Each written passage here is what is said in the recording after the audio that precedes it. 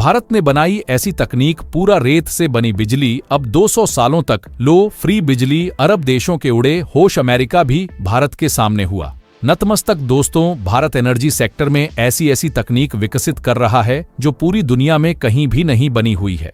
देखा जाए तो अभी भारत सभी टेक्नोलॉजी दूसरे देशों से इंपोर्ट करके इस्तेमाल कर रहा है और इसी डिपेंडेंसी को खत्म करने के लिए भारत ने स्वदेशी निर्मित टेक्नोलॉजी पर बड़ी तेजी से काम करना शुरू कर दिया है। वह चाहे एनर्जी सेक्टर में हो, डिफेंस सेक्टर में हो या फिर स्पेस सेक्टर में हो, सभी जगह भारत अब स्वदेशी निर्मित टेक्नोलॉजी को फर्स्ट प्रायोरिटी दे रहा है और इन विदेशी टेक्नोलॉजी को जड़ से खत्म करता जा रहा है।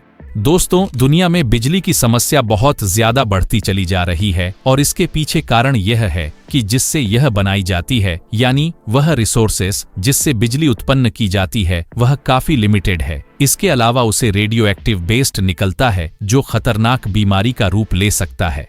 दरअसल दोस्तों, जो बिजली है वह कोयल पानी और यूरेनियम से बनाई जाती है और जो इनकी क्वांटिटी है वह काफी लिमिटेड है और भारत को बिजली बनाने के लिए यूरेनियम दूसरे देशों से इंपोर्ट करना पड़ता है। और एक रिपोर्ट यह भी निकालकर सामने आ रही है कि यूरेनियम बहुत जल्द पूरी दुनिया से खत्म होने वाला है और यह खबर आने के बाद पूरी दुनिया में हड़कंप मच गया है। दोस्तों, दुनिया भर में यूरेनियम का प्रोडक्शन सबसे ज्यादा कजाकिस्तान, कनाडा और ऑस्ट्रेलिया में होता है और यह खबर इन देशों को भी टेंशन में डाल दिया है। और सबसे हैरानी वाली बात तो ये है कि इसका सबसे ज्यादा असर चीन पर पड़ने वाला है, क्योंकि चीन बहुत ज्यादा न्यूक्लियर प्लांट बढ़ा रहा है जो कि यूरेनियम से चलते हैं। कहीं ना कहीं आप चीन के न्यूक्लियर प्लांट बंद होने के कगार पर पहुंचने वाले हैं। अब दोस्तों, आप लोग सो रहे होंगे कि भारत क्या करेगा, क्या भारत के पास इसका कोई अल्टरनेटिव ऑप्शन है? तो दोस्तों, आपको बता दें, जी हाँ, भारत के पास इसका अल्टरनेटिव ऑप्शन है।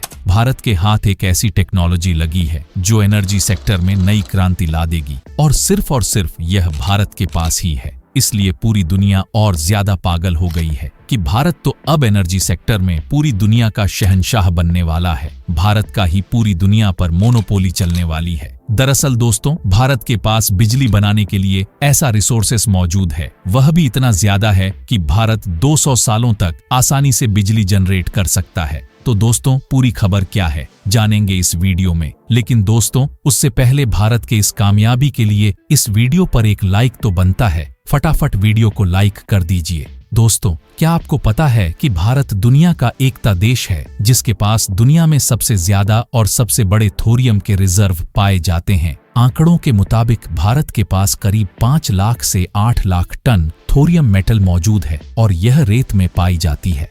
भारत के समुद्री तत्वों पर इसकी क्वांटिटी सबसे ज्यादा है, जो कि पूरी दुनिया में पाए जाने वाले थोरियम की तुलना में करीब 70 पर है। बाकी 30 पर में से 10 पर चीन के पास है और 20 पर दुनिया भर की अद कंट्रीज के पास है, जहां थोरियम भी यूरेनियम की तरह ही एक रेडियो एक्टिव मेटल है। लेकिन इसके बावजूद भी भारत इसका इस्तेमाल इलेक्ट्रिसिटी यानी कि बिजली उत्पादन में क्यों नहीं कर पा रहा, जिसके कारण भारत में मौजूदा वक्त में जितने भी न्यूक्लियर पावर प्लांट है उनके लिए फ्यूल यानी कि यूरेनियम को इंपोर्ट करने के लिए भारत को हर साल करीब 618 करोड़ रुपए खर्च करने पड़ते हैं। और भारत अपनी इस यूरेनियम की जरूरत को पूरा करने के लिए कनाडा जैसे देशों से अपनी इंपोर्ट की जरूरत को पूरा करता है। लेकिन अब वह दिन दूर नहीं है कि भारत थोरियम का इस्तेमाल करते हुए इलेक्ट्रिसिटी जनरेट करेगा और भारत के पास इतनी ज्यादा मात्रा में थोरियम मौजूद है जिससे हम 1-2 साल नहीं बल्कि अगले कई दशकों तक बिजली का उत्पादन कर सकते हैं बिना किसी देश से न्यूक्लियर मेटल को इंपोर्ट कराए हुए। भविष्य में थोरियम से किस तरीके से बिजली का उत्पादन किया जाए और भारत इसके लिए लंबे वक्त से किस टेक्नोलॉजी पर रिसर्च कर रहा है, क्या वह टेक्नोलॉजी सफलतापूर्वक बन चुकी है?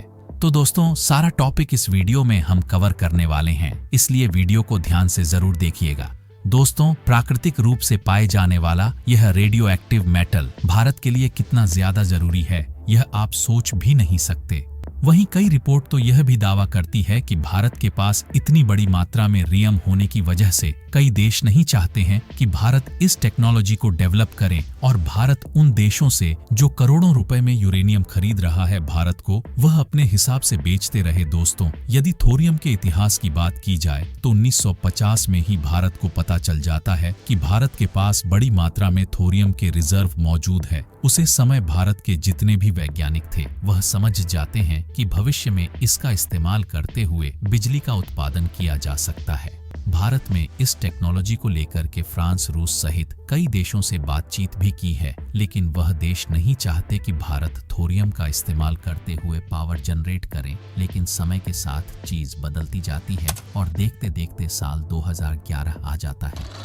भारत साल 2011 में डिसाइड करता है कि अब भारत के अंदर एक ऐसे प्रोटोटाइप रिएक्टर को तैयार किया जाएगा जिस पर हम पूरी तरीके से रिसर्च कर सके और यह डिक्लेयर किया जा सके कि इसका इस्तेमाल करते हुए हम पावर जनरेट करने वाले हैं। और यह प्रोजेक्ट तो कोविड के दौरान यानी साल 2019-22 में कंप्लीट होना था, लेकिन विश्व भर में आई महामारी के कारण इस प्रोजेक्ट को कुछ दिनों के लिए ठंडा बस्ती में डालना पड़ा। बताया जा रहा है कि 2025 तक भारत में यह प्रोजेक्ट बना करके तैयार होगा। ऐसा भी नहीं है कि इस प्रोजेक्ट पर काम शुरू नहीं किया गया है। ग्राउंड पर कई प्रकार की मशीनों को इंस्टॉल किया जा चुका है। करीब 500 मेगावाट की क्षमता के साथ इस रिएक्टर को तैयार किया जा रहा है, जो कि तमिलनाडु के कलपक्कम में स्थित है, जिसे स्वदेशी फास्ट ब्रीडर रिएक्टर नाम दिया गया है। और अब बात करते हैं कि थोरियम से पावर जनरेशन का इस्तेमाल किस तरीके से भविष्य में गेम चेंजर हो सकता है। तो दोस्तों, जिस पावर प्लांट में इलेक्ट्रिसिटी जनरेशन के लिए यूरेनियम जैसे रेडियोटिव एलिमेंट का इस्तेमाल किया जाता है, वहां से निकलने वाले वाटर वेस्ट को विदाउट ट्रीटमेंट रिलीज नहीं किया जा सकता। कई देशों ने यहाँ तक कि कई बार उसे पानी को कई सालों तक होल्ड करके रखना पड़ता है। हाल ही में आपको याद होगा, जापान की तरफ से काफी बड़े अमाउंट में न्यूक्लियर वाटर को रिलीज किया गया है, जिसके बाद पूरे देश के अंदर विरोध शुरू हो गया कि यह रेडियो एक्टिव, जिसके कारण आसपास पाई जाने वाली मछलियों में रेडियो एक्टिव एलिमेंट पहुंचकर के लोगों के पेट में जाएगा और रेडिएशन की वजह से उनको कैंसर हो सकता है। लेकिन उसके बाद वहां के प्रधानमंत्री को खुद सामने आकर के वहां की फिश निकाल करके खानी पड़ती है, जिससे यह साबित किया जा सके कि यह पूरी तरीके से सेफ है। लेकिन थोरियम के केस में ऐसा नहीं है। थोरियम में कुछ नई और एडवांस टेक्नोलॉजी की जरूरत पड़ती है, लेकिन थोरियम के इस्तेमाल से यूरेनियम की तुलना में बहुत ही कम मात्रा में रेडिएशन क्रिएट होता है, जिसे आसानी से ट्रीट किया जा सकता है।